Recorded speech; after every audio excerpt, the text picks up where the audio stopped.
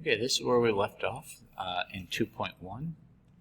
So I'm going to label this 2.1b, so hopefully you're following along. And what we're going to do is graph this as a reminder. This is slope-intercept form. I'm sure most of you are familiar with this, where you'll look on your y-axis and you start down 2. And then this value, so remember this value is your y-intercept. That's what b is. So the fact that it's -2 is why I started down 2. And then your slope, we usually put these as a ratio, and negative slopes are telling you to go down and to the right. So I'm going down 3, right 1. And it would be nice if you labeled these values. I definitely need to see the tick marks, as I said in the previous video. You don't have to tell me the ordered pairs. Okay, that would be a little bit extra. But if you plugged in 0 for x, you can confirm that you get -2 for y.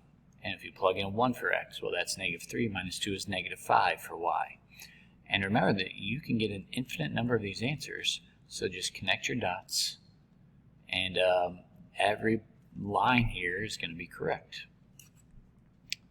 So again, you can go back to Desmos, desmos.com, y equals -3x minus 2, and you can see exactly what I drew with this y-intercept at 0, -2.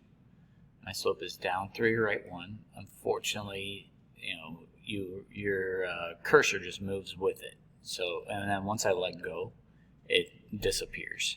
And that's why I showed you on a previous video this table feature, so you can get lots of correct answers. And if you get to the end, you can get even more. And what I also like is that they show you, if you click on the graph now, it sticks with it. So it's going to take some practice getting used to Desmos, especially if you're used to a graphing calculator. So as I look at exercise 6, I always give the hint to students, what could you add to this value and the value does not change? You could add 0. So now you can say, okay, well, my slope is this value, my y-intercept is this value. So that means we're crossing the origin at 0, 0, which should make sense, because if you plug 0 in for x, anything times 0 gives you 0 for your y value. And now your slope is down 1, right 2. Again, I'm assuming you've learned this in the past, and that makes this lesson really easy. You probably also learned in geometry this little doozy of a fact, that it only takes 2 points to make a line. And right now we're only graphing linear equations, so that's why you only need 2 points, the y-intercept and 1 slope. So let me just highlight this. I'll never ask this question, but that's why we only need 2 points. If you really wanted to, you could have kept going down 1, right 2, but it falls on the line anyway that we had an arrowhead pointing to.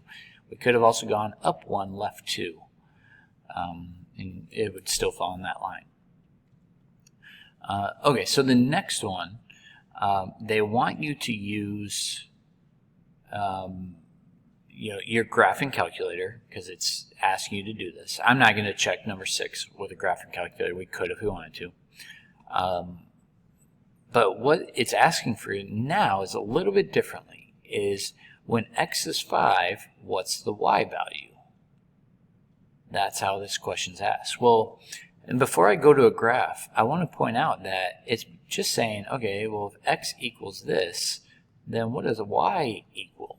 Well, we have the tools already to solve this by plugging 5 in for x, and then all you have to do is solve this problem. Well, 7 times 5 is 35. We did this in chapter 1. So now you can subtract 35 to the right side. So what I'm left with is on the left side, I'm going to write it over here, is -2y, because we canceled this thing out. 21 minus 35 is -14. And when you divide by -2, a negative over a negative gives you a positive. 14 divided by 2 is 7. Well, let's look at the Desmos tool that we've shared already. So I'm going to delete this. It was 7x minus 2y equals 21. So what we're also asked is that x equals 5. So I just created a new equation. By the way, I really like that this program color codes things too. So the blue line is this one, and the black line is that one. All right, let me go back over. And what I can do is I can see that they intersect. My black line and my blue line intersect right here at y equals 7. So this tool is very useful to help you understand the math that you're using. Because we could do problems like this all day, but do you even understand what you just did? I don't know that you do. But by showing you graphically what's actually happening, at least I hope you understand a little bit better. All right. Now what we're going to do is on the next one is this is a quadratic, which again I think you're familiar with from Algebra 2. If you're not, you can always make a table of values. And if I remember correctly from your previous teachers, they probably had you do at least 3 points, maybe even 5 points. And the thing to remember though is when you square -1 in for x, you get +1 times 2. So it gives you 2.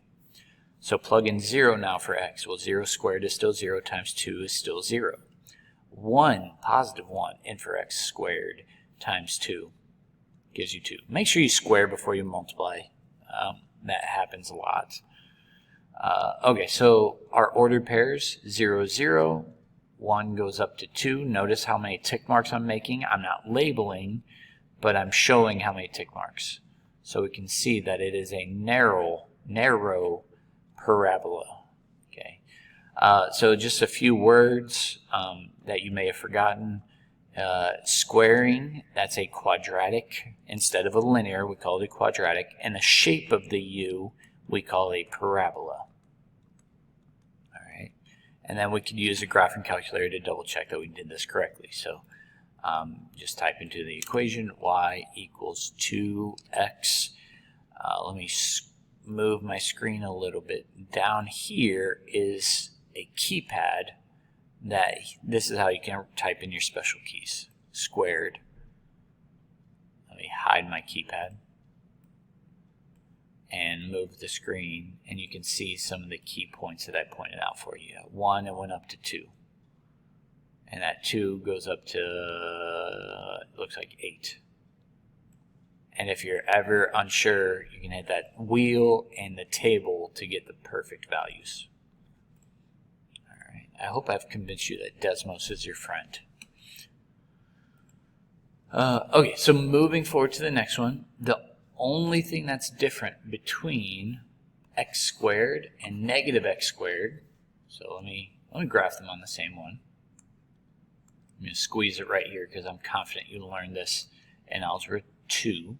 X squared is the upwards parabola. Upwards.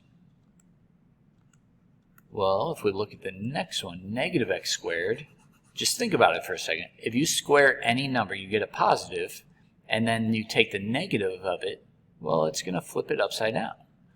So this one that I'm doing in this pink color is a downwards parabola. So think about the word that we use probably in Algebra 2, that the transformation is a reflection. It's reflected, or a flip. I've heard math teachers call it that. Reflect over the x-axis. I just like the fancier word instead of a flip. Okay, so graphing calculator for x cubed plus 1. Again, it's asking you to use a table of values. I've shown you how to do this between -3 and 3. Compare the table with the table from example 9 on page 110. A lot of directions there. But because we can use a graphing calculator, we can just go ahead and do that. Y equals x. Again, you can show your keypad and type in cubed plus 1. Use your keyboard. And the other piece is it asks you to actually use a table of values. Now, unfortunately, it starts at -2, so I'm going to start at -3, -2. I can't delete it once I accidentally put that in there. Yeah, it won't let me. There we go. So you can actually see some of these values. I'm not going to zoom out. Maybe I will. I'll zoom out so you can see all the way to -3. -3. There we go. Oops. And what you should do is you should compare the fact that this +1 made it not cross the origin, shifted everything up 1. So feel free to type all or write all of this out.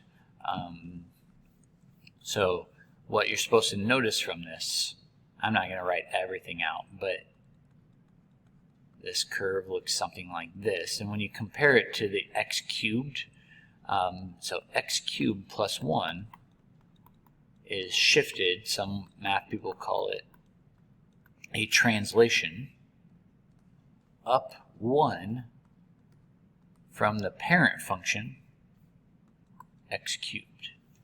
All right, and the other piece is they want you to realize that with a parabola, when you square negatives, you get a positive number. That's why it goes back up. But if you cube a negative, you still get a negative answer. And that should make sense from everything you learned in Algebra 2.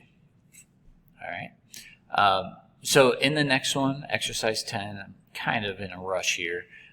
The absolute value function, maybe I should mention that in case you forgot it from Algebra 2. I feel like I say the same thing over and over again.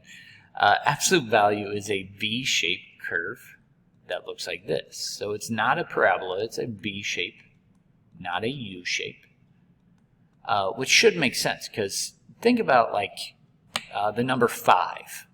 Well, the absolute value of 5 is just 5. It doesn't go up very quickly. But if this were 5 squared, the U-shaped curve, well, 5 squared is 25. It shoots up a lot faster.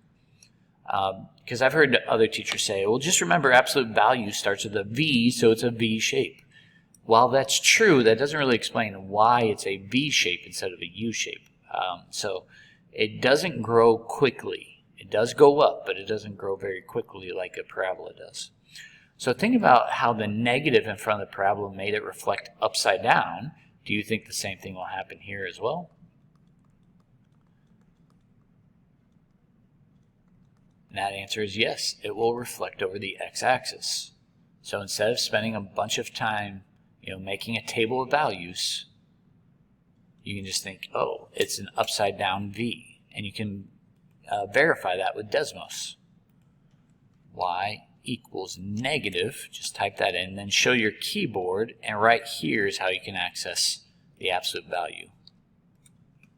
And hide your keyboard, and you can see exactly what I said you would see.